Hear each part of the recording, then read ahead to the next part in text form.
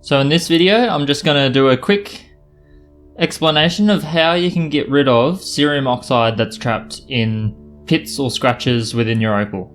So if you've ever done any opal carving at all in the past, or you're just getting into it now, I'm sure you've come across this issue of you've just finished an incredible piece and then you put it down, come back to it and you look at it dry and you see a little speck of something on the surface. So you just pick it up and give it a quick little wipe over and nope, doesn't come off. You get your little loop out or a magnifying glass or something and then you find that you've got these tiny little pits or scratches, or maybe there was a crack in the front of your opal or in the side, right on the edge. And the cerium oxide that you used to polish the piece has just embedded itself in there and it's not coming out. It ain't coming out at all. You try to soak it in water, you try to rub over it with your thumb, and you think, oh no, I'm gonna have to go get one of my diamond bits out and start going at it all over again and then polishing it. There goes another hour of my time. But no, that is not how you should tackle this. There's always a few things to try. This question comes up, I'm only making this video because I get this question at least once a week, and now I'll be able to redirect people to a video. But I get this question at least once a week, or just on the Facebook pages, someone asks this question every week, and it's so common. And people panic and they can't get it out. Do I have to go back to a, I don't know, 200 grit Nova tip or something like that? And no, there are actually ways to get rid of it. People suggest soaking it in water with dish soap in it, all that kind of stuff. But I have found that this happens a lot in terms of boulder opal. This one's not finished, so I just put that in there on purpose. I thought I'd make this video before finishing this piece.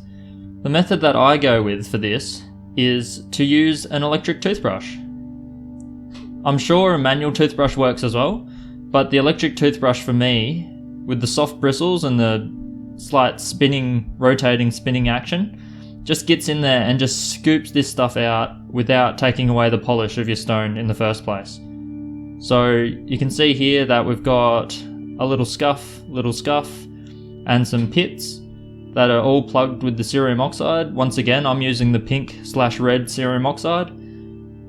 So it's typically fairly easy to see. With boulder, the white is actually easier to see. So sometimes I use white for that. But the pink works really well with Cooper Pedy or Lightning Ridge stuff. But you can see clearly there's a couple spots there.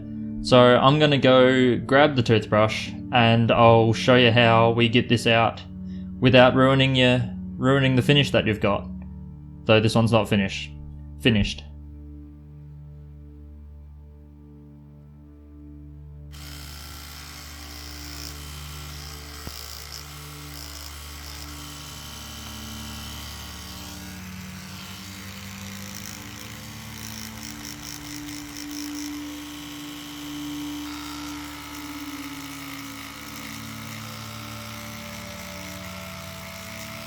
And bam, there you go. Just like that. Those pits are fully emptied now, if I can even find where they were again. So there's the big pit, and there was a second one just beside it somewhere, I thought. There we go. There was a bit of water bubble in there. So there's those two pits. Cerium's out of there. And it took seconds to do. I don't know what cerium oxide is like on the teeth. I would say it's a little bit too abrasive. If it's gonna polish rocks, it'll probably polish your teeth, but I think the enamel is pretty important, a pretty important coating on your teeth, and if you don't want to see the dentist more than you already have to, I would suggest doing this with a toothbrush that's not currently in use anymore.